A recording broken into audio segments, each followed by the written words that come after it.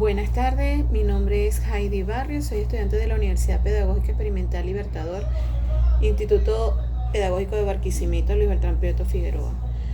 Hoy vamos a realizar una exposición sobre movimientos de sustancias a través de membrana celular. El movimiento de sustancias a través de la membrana celular es un contenido de célula que está rodeada por su membrana plasmática. Toda la comunicación entre la célula y el medio extracelular debe estar regulada por esta estructura. Una de las funciones de la membrana plasmática es el intercambio necesario de materiales al interior y exterior de la célula. Hay dos medios básicos para el movimiento de sustancias a través de una membrana. Una en forma pasiva por difusión y la otra en forma activa mediante un proceso de transporte con gasto energético. Son 4 mecanismos básicos los cuales las moléculas de solutos mueven a través de las membranas. Una es la difusión simple a través de la bicapa. La segunda es la difusión simple por un canal acuoso formado dentro de una proteína integral de membrana o cúmulo de proteínas. Tenemos la difusión facilitada en la que las moléculas de soluto se unen de manera específica con un portador proteico en la membrana transportador y facilitador.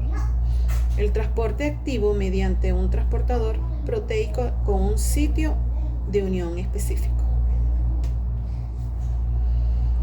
La energética de movimiento de soluto es el cambio de energía libre que ocurre cuando un soluto sin carga o un no electrolito se difunde a través de una membrana. Depende de la magnitud del gradiente de concentración. Esto es la diferencia de la concentración a cada lado de la membrana. La difusión depende del movimiento térmico aleatorio de soluto y es un proceso exergónico impulsado por un aumento de la entropía.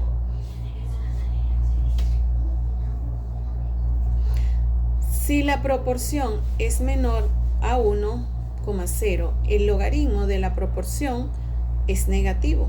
La variación de energía es negativa y la entrada neta de soluto está favorecida desde el punto de vista termodinámico exergónico. Conforme al soluto entra a la célula, disminuye el gradiente de concentración.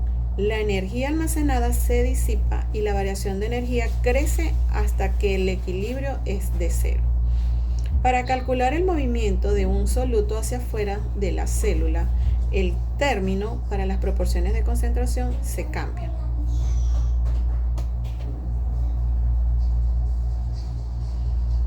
Tenemos la difusión de sustancias, que son la difusión simple, que va a ser el proceso físico mediante el cual las sustancias se mueven desde una región donde están muy concentradas hacia zonas donde la concentración de esa sustancia es menor.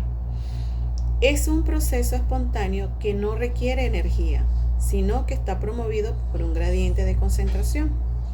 Si las moléculas son lo suficientemente pequeñas, esta simple difusión puede ocurrir a través de la membrana celular, entre los fosfolípidos individuales que la conforman.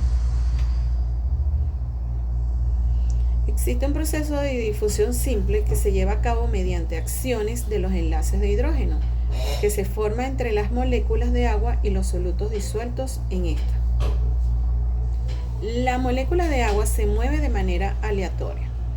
Eventualmente rodean a las moléculas de solutos individuales, lo que maximiza la oportunidad de formar los enlaces de hidrógeno. A medida que pasa el tiempo, las moléculas se mueven y chocan entre sí. Si este movimiento promueve la formación de enlace entre las partículas de soluto y solvente. Sin embargo, estos enlaces se rompen rápidamente porque son muy débiles y esta es la propiedad que le permite distribuirse a lo largo del espacio hasta alcanzar el equilibrio. En ese punto donde el soluto está distribuido de manera uniforme en toda la solución, se acaba la fuerza del gradiente de concentración. Se lleva a cabo mediante acciones de los enlaces de hidrógeno que se forman entre moléculas de agua y los solutos que están disueltos. Ósmosis. La ósmosis es un tipo especial de la difusión.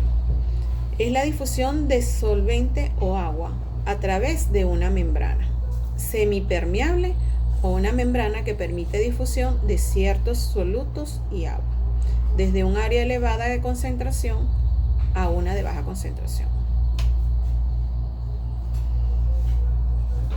Se usan tres términos para describir si una solución provocará la entrada o salida de agua de una célula.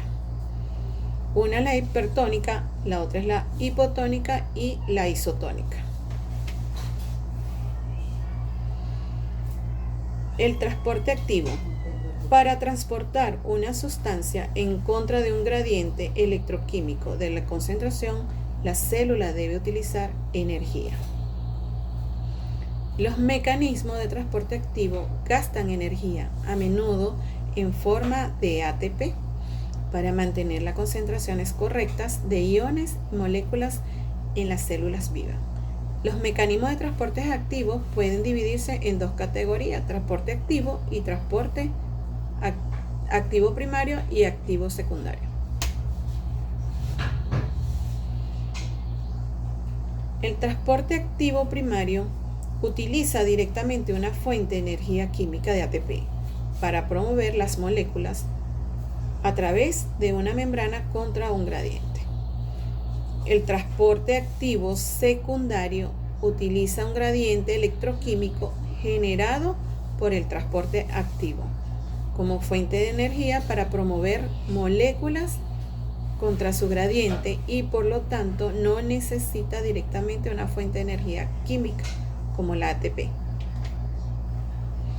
Esto ha sido toda la exposición. Gracias por su atención.